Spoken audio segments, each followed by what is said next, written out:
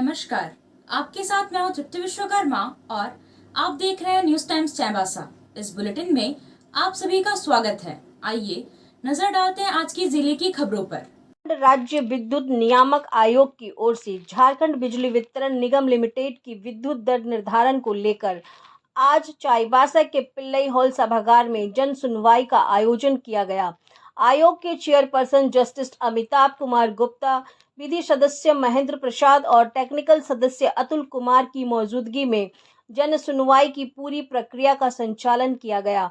झारखंड बिजली वितरण निगम लिमिटेड की ओर से पहले पूरे प्लान के बारे में विस्तार पूर्वक सभी लोगों को जानकारी दी गई और इसके बाद कार्यक्रम में मौजूद गण्यमान्य लोगों और उपभोक्ताओं द्वारा आपत्ति और सुझाव दिए गए। जमशेदपुर के उद्यमी जितेंद्र अग्रवाल ने सवाल उठाया कि बिजली का रेट और बाकी चार्जेस ज़्यादा होने के कारण आदित्यपुर इंडस्ट्रियल एरिया में 40 से ज़्यादा कंपनियां बंद हो चुकी हैं। उनकी कंपनी भी बंद होने की हालात में है।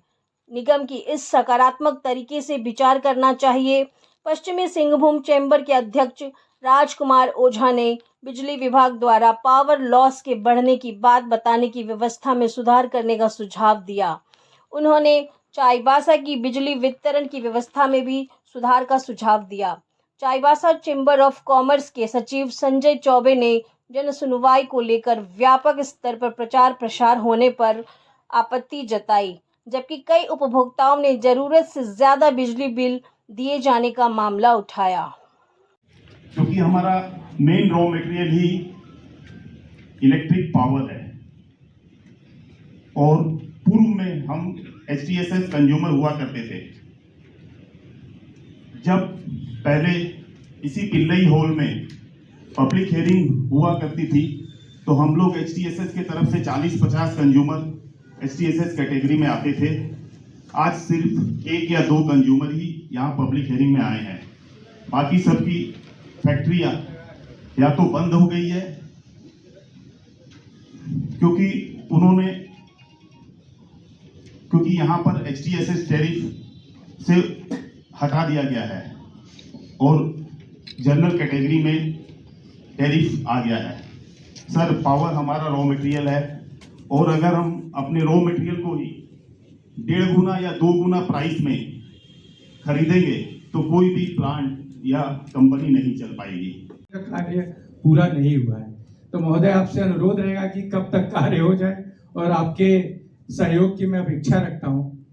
इसके बाद मैं अभी डिस्ट्रीब्यूशन लॉसेस पर आ रहा था, क्योंकि इनका पावर प्रोजेक्ट बहुत ही अच्छा था और कुछ भी जब प्रोजेक्शन किया जाता है सरकार के द्वारा, आप लोगों के द्वारा, तो ये बहुत ही अच्छा होता है।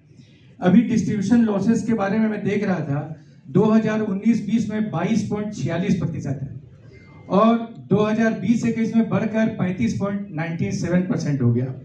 व्यवस्था में सुधार के बजाय लॉस को बढ़ाकर दर्शाया जाता है महोदय, यह चिंता का विषय है।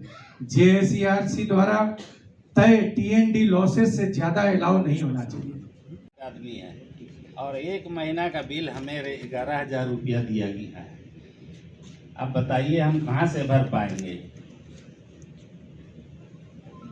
आप ऑफिस में जाके कहते हैं तो बोलता है ये तुम्हारा बिल है, देना होगा, ऐसा है वैसा है। 1 महीना का बिल।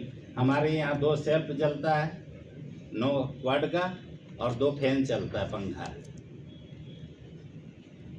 कुछ भी आंधी पानी आती है तुरंत में लाइन कट हो जाता है और उसके बाद आने का कोई समय उसका नहीं रहता है। कभी जल्दी भी आ जाती है, कभी काफी लंबा समय भी लगता है। और दूसरी बात है कि विभाग में अगर फोन किया जाए तो बहुत कम ही उसका रिस्पांस मिल पाता है। इस पर अगर ध्यान दें तो जनता और पदाधिकारी के बीच में एक सामंजस्य बना रहेगा और हम लोग आपस में मिलकर चलेंगे। दूसरा पॉइंट है सर कि बिजली बिल जो ऑनलाइन पेमेंट हो रहा है उसमें एक साथ अगर हम 3-4 कनेक्शन का पेमेंट करते हैं तो प्रिंट का रिसीट जो है वो एक ही रिसीट बार बार जनरेट हो जाता है। सेम टाइम में एक कनेक्शन का दूसरे कनेक्शन का पेमेंट का रिसीट नहीं जनरेट हो पाता है और वो रिसीट मिलता है हमको 2 दिन के बाद में। इस जन सुनवाई के प्रति मैं अपना विरोध प्रकट करना चाहूंगा, क्योंकि इस जन सुनवाई का व्यापक प्रचार प्रसार नहीं किया गया है। आज इस सदन में अधिकांश लोग बिजली विभाग से किसी न किसी प्रकार से जुड़े हुए हैं, चाहे वो लाइनमैन हो, चाहे बिजली बिल निकालने वाला हो, या जिस प्रकार से भी हो, अधिकांश लोग बिजली विभाग के ही हैं। यहाँ पर धरती, जल, आकाश, वायु, 5 तत्वों में आदमी मिलता है मरणोपरांत। जीवित रूप में इंसान को चाहिए 3 तत्व: पैसा, मोबाइल और बिजली। बिजली की दर के निर्धारण के लिए अगर आप ये जन सुनवाई कर रहे हैं तो उस जन सुनवाई में जन का होना आवश्यक है, ना कि विभाग के कर्मचारियों का। आज यहाँ पर दर निर्धारण हो रहा है, ये अर्बन के लिए भी हो रहा है, रूरल के लिए भी हो रहा है। मेरा महोदय सम्मानित मंच से आग्रह होगा कि रूरल एरिया से यहाँ कितने उपभोक्ता मौजूद हैं, कृपया उनकी गिनती की जाए। आज चाईबासा चेंबर एक सम्मानित संस्था है। पूर्व में हर बार सूचना दी जाती रही है विभाग के द्वारा, इस बार कोई सूचना विभाग के द्वारा प्रेषित नहीं की गई है और मेरे अंदाज से ये गुपचुप तरीके से दर निर्धारण करने का कार्य विभाग द्वारा किया जा रहा है। पूर्व में 5 रुपए अगर यूनिट की दर थी, अब 6 रुपए 25 पैसे है, फिर उसको बढ़ाने का कार्य किया जा रहा है। 1 अप्रैल से फाइनेंशियल ईयर स्टार्ट होता है। जितने भी उपभोक्ता हैं, चाहे वो घरेलू बिजली का उपयोग करते हो, चाहे व्यावसायिक उपयोग करते हो, उनकी जेब पर तो बोझ बढ़ेगा ही। लेकिन क्या जो दर हमारे द्वारा दी जाती है, समय पे बिजली का भुगतान किया जाता है, क्या उस प्रकार की बिजली की आपूर्ति विभाग द्वारा की जा रही है, ये संशय का विषय है। गठन किया जाए और उसमें जैसे चेंबर है और भी संगठन है, उनसे भी लोगों को जोड़ा जाए, तो सर ये जो छोटी छोटी समस्या होती है सर, इसका निदान यहीं पर तुरंत हो जाएगा, जो आपके समझ नहीं आना पड़ेगा सर इस समस्याओं को।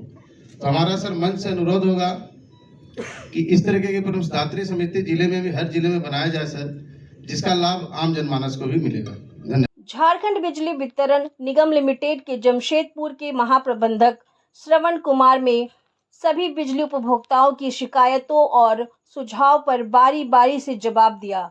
बिजली बिल से जुड़ी शिकायतों का समाधान स्थानीय स्तर पर हो जाने का आश्वासन दिया।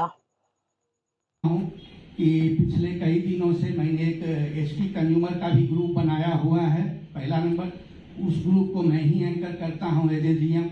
फिर हमने हर डिवीजन में जितने भी जनप्रतिनिधि हैं, मुखिया, वार्ड, आप देखेंगे हमारा वो सारा ग्रुप बहुत एक्टिव है और उस ग्रुप को मैं ही एंकर करता हूँ। सारे मुखिया, सारे ब्लॉक के उस ग्रुप से जुड़े हुए हैं, वार्ड सदस्य भी जुड़े हुए हैं, शहर के जनप्रतिनिधि भी जुड़े हुए हैं, कुछ लोग आप लोग भी, जो आप लोगों ने अभी बोला कि हम लोग इंटरेक्ट नहीं कर पाते हैं, उस एक एक ग्रुप में 500, 600 लोग हमारे यहाँ अभी जुड़े हुए हैं।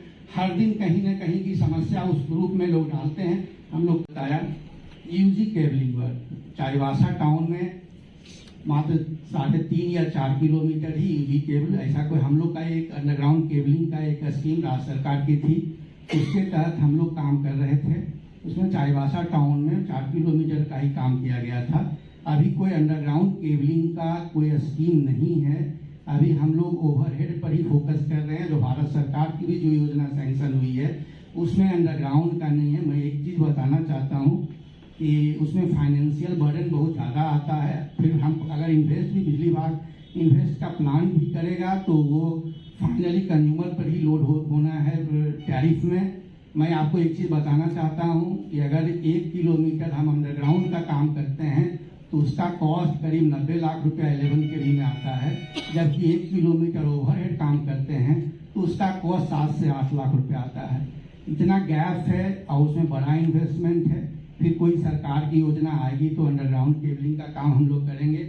इन द मीन टाइम हम लोग अभी जो एडी केबल का काम आरडीएस, हम लोगों ने पहले भी आरएपी, डीआरपी और आईपीडीएस योजना में और रूरल एरिया में दीनदयाल योजना में, जो अभी आपने पीपीटी में देखा कि हम लोगों ने करीब 30% अंडरग्राउंड एडी केबलिंग का काम कर लिया है कंप्लीट।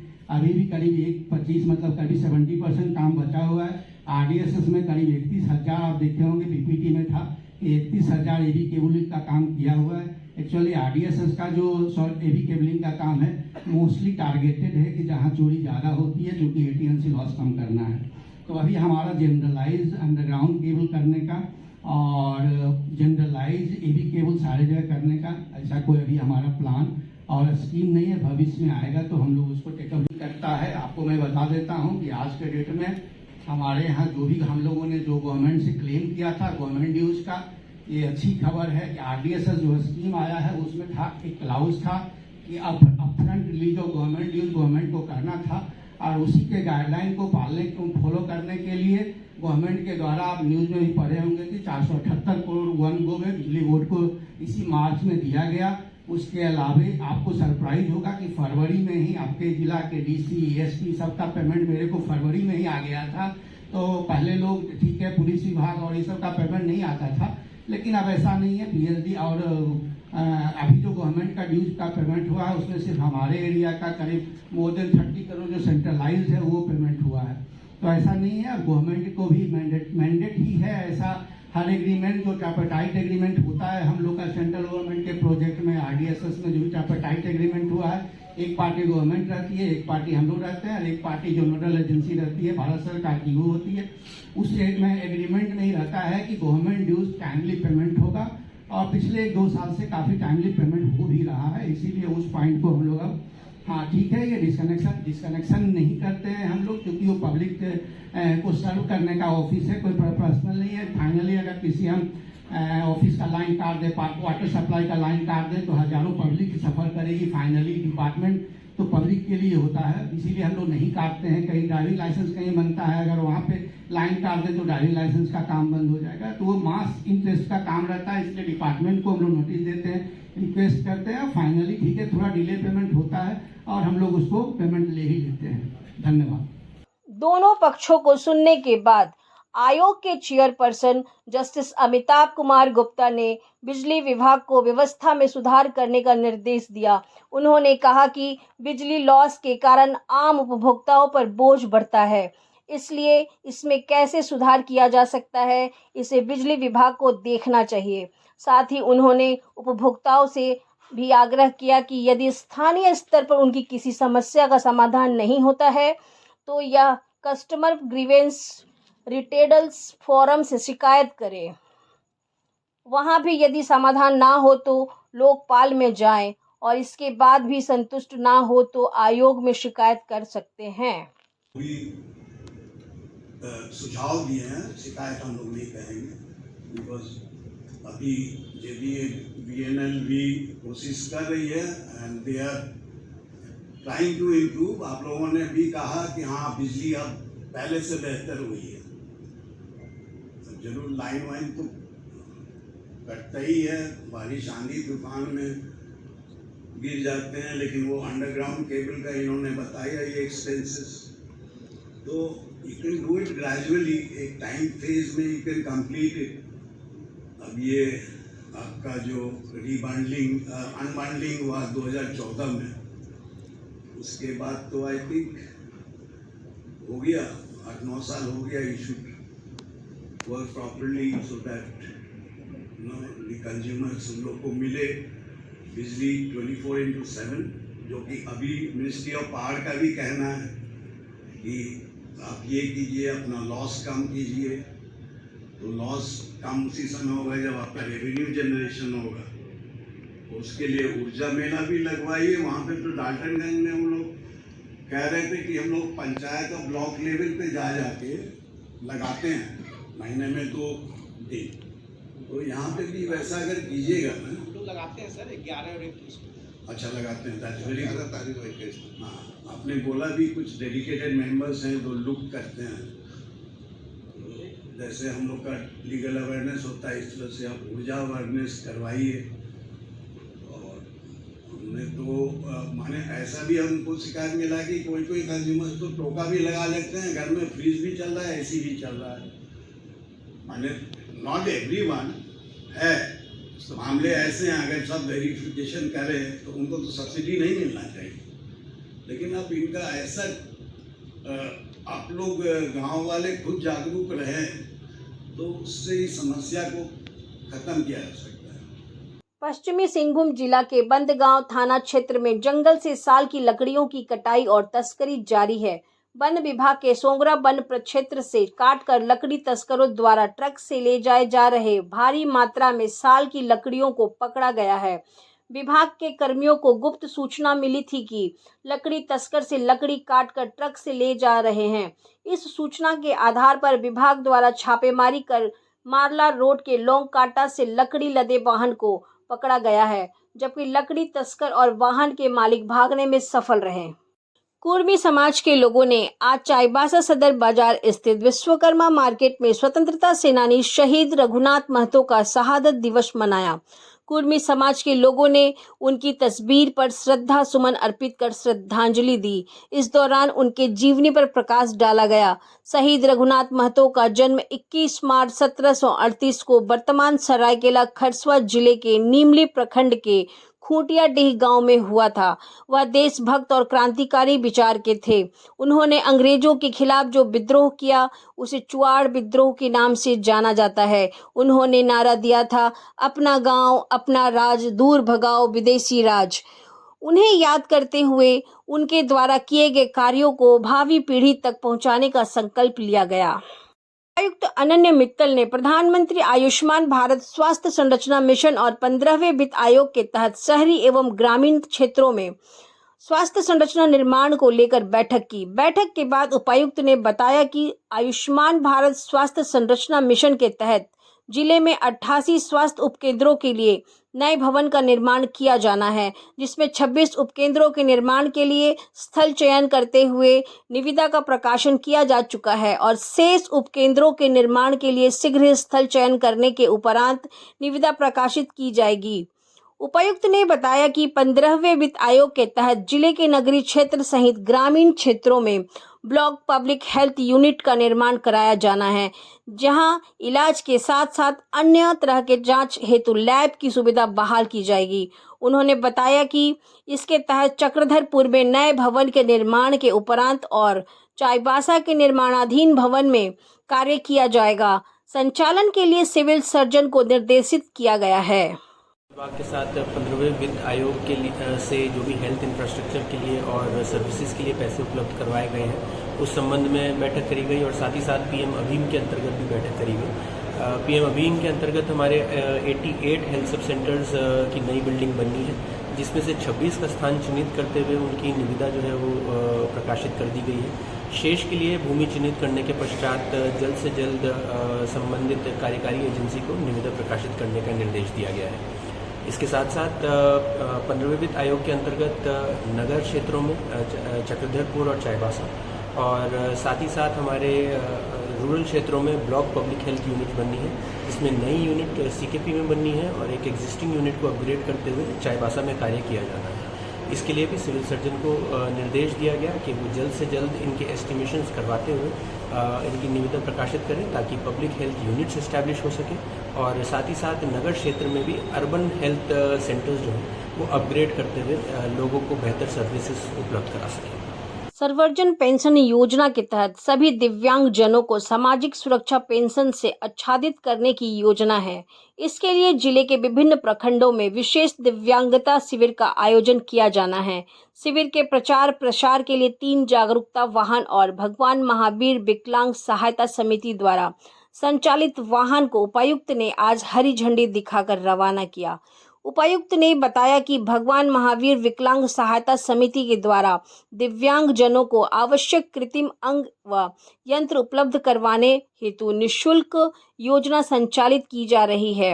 आगामी 15 अप्रैल से पूर्व सभी दिव्यांग जनों को पेंशन उपलब्ध करवाने के लिए सभी लाभुकों को चिन्हित कर उन्हें दिव्यांगता प्रमाण पत्र उपलब्ध करवाना है। इसके लिए सभी प्रखंडों को शामिल करते हुए विशेष दिव्यांगता जांच शिविर का आयोजन किया जा रहा है, ताकि निर्धारित तिथि से पहले जिले के सभी दिव्यांग जनों को सामाजिक सुरक्षा पेंशन से जोड़ते हुए समिति के सौजन्य से आवश्यकता अनुसार कृत्रिम अंग या विशेष यंत्र उपलब्ध कराया जा सके। भगवान महावीर विकलांग सहायता समिति के द्वारा एक फ्री ऑफ कॉस्ट जितने दिव्यांग यंत्र हैं उनके लिए एक योजना चलाई जा रही है, जिसमें वो घूम कर सभी लोगों को चिन्हित करते हुए सभी को दिव्यांग यंत्र उपलब्ध करवाएगा। साथ ही हमारा दिव्यांग पेंशन योजना को 15 तारीख तक हम लोग को सभी लाभुकों को चिन्हित करते हुए उनको पेंशन दी जानी है। इसी संबंध में हमने मेडिकल कैंप्स लगाए हैं ताकि उनको दिव्यांगता प्रमाण पत्र दिए जा सकें। इसकी विशेष डेट्स निकाली गई हैं। सभी प्रखंडों को इसमें कवर किया गया है। दोनों यंत्र वाहन और साथ ही साथ जागरूकता वाहन को ज़्यादा से ज़्यादा लोगों तक, दिव्यांग लोगों तक पहुंचते हुए उनको सहायता, दिव्यांग पेंशन, दिव्यांग प्रमाण पत्र, साथ ही साथ उनको दिव्यांग यंत्र उपलब्ध करवाने का उद्देश्य है। आया आया नीलम शू में स्कूल का पोशाक, लड़का लड़की छोटा बड़ा मिलेगा हर नाम। नीलम शू, जी हाँ, नीलम शू का वादा, दाम कम मजबूती ज्यादा। नीलम शू, राजाबाड़ी गली, सदर बाजार, चाईबासा। आया आया नीलम शू में स्कूल का पोशाक, लड़का लड़की छोटा बड़ा मिलेगा हर नाम। नीलम शू लेकर आया है सभी स्कूलों का स्कूल ड्रेस। डीएवी स्कूल, संत जेवियर स्कूल, जिला स्कूल, एसपीजी मिशन, संत विवेका, रुंगटा, स्कॉट स्कूल इत्यादि के school dress, school bag, school जूते, मोजे, स्कूल बेल्ट, टिफिन बॉक्स इत्यादि उत्तम क्वालिटी के किफायती दामों में उपलब्ध है। तो अवश्य पधारें नीलम शू, राजाबाड़ी गली, सदर बाजार, चाईबासा। जी हाँ, नीलम शू का वादा।